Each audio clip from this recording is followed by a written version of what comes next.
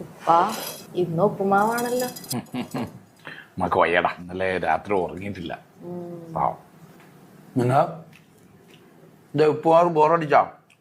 മിന നീ എവിടെയേ? ഇത് കണ്ടുപ്പാ.